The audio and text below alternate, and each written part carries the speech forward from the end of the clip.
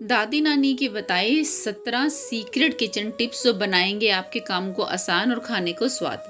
दोस्तों, खाना बनाना एक कला है। ऐसे में यदि आपको यह लगता है कि आप कुकिंग रूल बुक की मदद से एक अच्छे कुक बन सकते हैं तो आप गलत हैं। क्योंकि किचन एक्सपर्ट बनने के लिए रेगुलर प्रैक्टिस और नए नए ट्रिक्स सीखने की जरूरत होती रहती है। लेकिन दिलचस्प बात यह है कि सालों से खाना बनाने वाले भी इन चीज़ों को नज़रअंदाज कर देते हैं। ऐसे में यदि आप बहुत कम समय में किचन महारती बनना चाहते हैं तो यहाँ बताए गए कुकिंग हैक्स को फटाफट रट लें।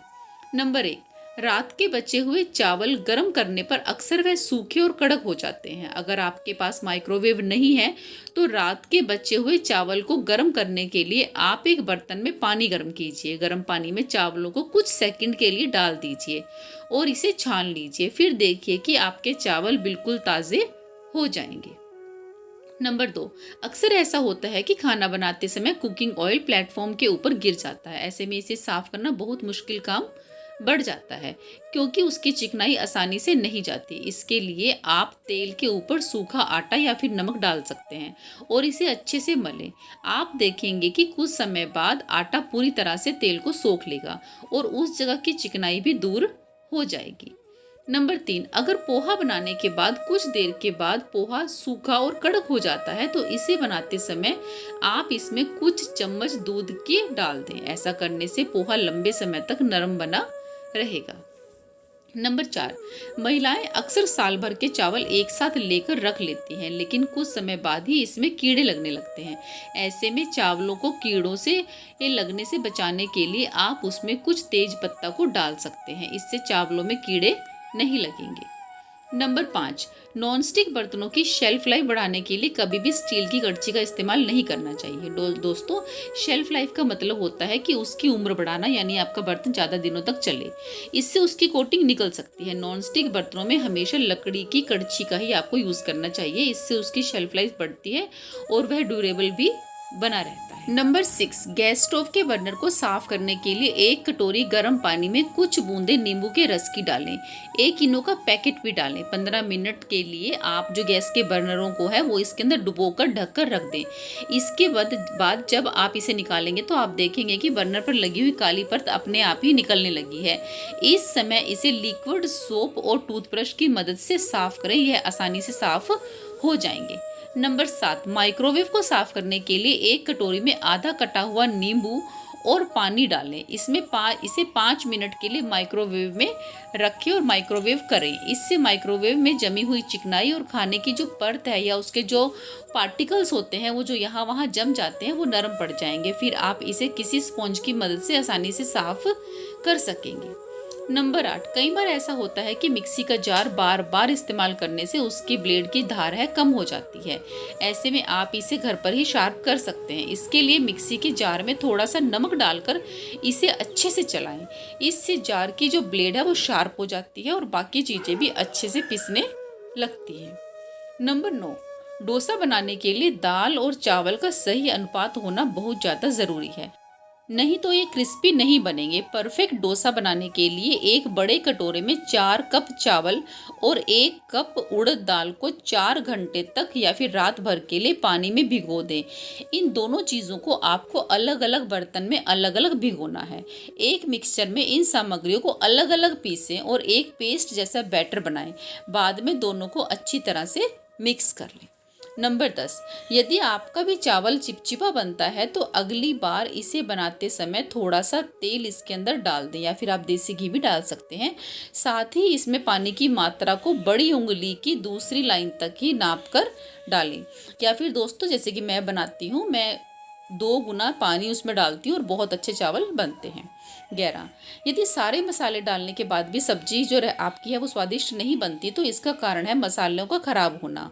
ऐसे में मसाले की फ्रेशनेस बनाए रखने के लिए इन्हें हमेशा एयर टाइट कंटेनर में ही स्टोर करें और कोशिश करें कि इनके ऊपर डायरेक्ट लाइट न पड़े। नंबर 12, यदि रोटी सॉफ्ट नहीं बनती तो आटे को गर्म पानी से गूंदें। इसे में आप जो है गूंदते वक्त थोड़ा सा दूध भी मिला सकते हैं। इसके साथ ही रोटी बनाने से पहले आटे पर घी या फिर तेल लगाकर इसे कुछ देर के लिए ढककर छोड़ दें। नंबर 13, यदि सब्जी में पानी ज़्यादा हो गया है तो ग्रेवी को गाढ़ा करने के लिए खसखस के बीजों को भूनें और इसका एक पेस्ट तैयार कर लें। फिर इसे ग्रेवी में डालें, मीडियम आंच पर पकाएं। आप देखेंगे कि आपकी ग्रेवी जो है सब्जी की वो गाढ़ी हो गई है। नंबर 14, प्याज को फ्रिज में रखने से इसका जो एंजाइम होता है जिसकी वजह से आंखों में आंसू आता है वह कम हो जाता है। ऐसे में आप बिना ज़्यादा परेशान हुए फटाफट प्याज काट सकते हैं। इसके अलावा प्याज काटते समय च्युइंगम चबाना भी एक अच्छा विकल्प है। दोस्तों, फ्रिज में आपको प्याज कब रखना है? जब आपको काटना है उससे पहले थोड़ी देर के लिए आप उसको फ्रिज में रख सकते हैं। नंबर 15, दूध जलने से भी स्वाद पर नहीं पड़ेगा असर। इन ट्रिक्स से मिनटों में दूर हो जाएगी जलने की महक और किसी को पता भी नहीं चलेगा कि आज आपका दूध जल गया है। तो क्या ट्रिक्स हैं आइए जानते हैं। सबसे पहले, जब भी आपसे दूध जल जाए तो सबसे पहले गैस बंद करने के बाद दूध को किसी और बर्तन में डाल दीजिए ताकि गर्मी थोड़ी कम हो सके। अब ठंडा करने के लिए दूध को पंखे की हवा में या फिर किसी ठंडी जगह पर रख दीजिए। दूध को किसी और बर्तन में शिफ्ट करते वक्त ध्यान रहे कि जली हुई परत दूसरे बर्तन में चली न जाए। नंबर 2, इसके लिए आप एक बारीक छलनी या फिर कपड़े की मदद भी ले सकते हैं। अगर दूध में जले हुए कुछ हिस्सों के कण गिर गए हैं तो चम्मच की मदद से आप उन पार्टिकल्स को निकाल दें। वहीं दूध में बर्फ के टुकड़े डाल दीजिए। ठंडक से दूध की जो गर्मी है वो कम हो जाएगी, यानी कि उसका जो कुकिंग प्रोसेस है, उसका जो बर्निंग प्रोसेस है वो कम होने लग जाएगा। नंबर 3, दूध जलने के बाद इसमें शक्कर मिलाने से मिठास और स्वाद को बैलेंस किया जा सकता है। दरअसल चीनी जले हुए दूध के कड़वेपन को कम करेगी और स्वादिष्ट बना देगी, जबकि इलायची डालने से भी दूध में एक सुगंधित और एरोमेटिक तत्व जुड़ जाता है। इलायची की महक दूध जलने की गंध को कम भी करती है और अच्छा स्वाद भी बनाती है। तो आप चीनी भी मिला सकते हैं, आप इलायची भी मिला सकते हैं। नंबर 4, जले हुए दूध में बेकिंग सोडा मिलाने से जलने की जो गंध होती है, जो स्मेल होती है और उसका जो स्वाद है वो कम हो जाता है। दरअसल बेकिंग सोडा दूध के एसिडिक गुण को न्यूट्रल करता है, जिससे स्वाद में सुधार हो सकता है।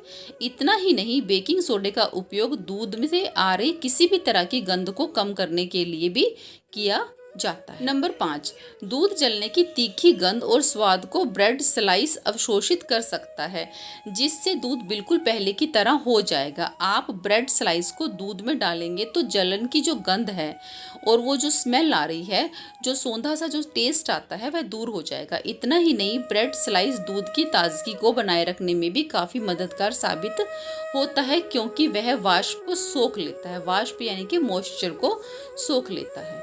15, बाथरूम के वॉश बेसिन से आने वाली बदबू को रोकने के लिए आधा कप सफ़ेद सिरका वॉश बेसिन में डाल दें।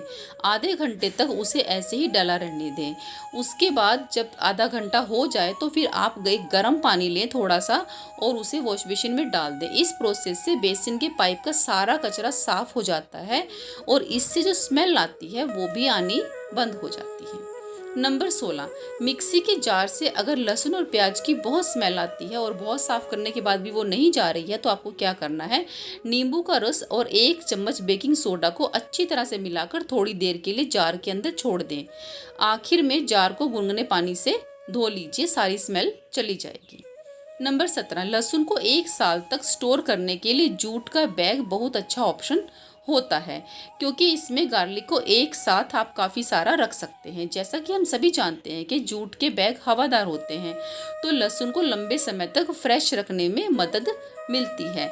इसकी ताजगी को बनाए रखने के लिए आप बैग को घर की किसी ऐसी जगह पर रखें जहां पर रोशनी कम आती हो और ठंडक बनी रहती हो। तो दोस्तों, आज के लिए इतनी ही जानकारी। आशा है दिए गए टिप्स आपको पसंद आए होंगे, उपयोगी लगे होंगे, बेनिफिटफुल लगे होंगे, यूज़फुल लगे होंगे। अगर आपको वीडियो पसंद आया तो इसको एक लाइक ज़रूर करें दोस्तों, अपने फैमिली और फ्रेंड्स में शेयर करें। ऐसी ज्ञानवर्धक वीडियो देखने के लिए हमारे चैनल को सब्सक्राइब कर लें, बेल आइकन को दबा के ऑल पे सेट कर लें, ताकि जब भी मैं कोई नया वीडियो डालूँ उसका नोटिफिकेशन आपको सबसे पहले मिले। तो मिलते हैं ऐसी कोई ज्ञानवर्धक वीडियो के साथ, तब तक हमेशा खुश रहें।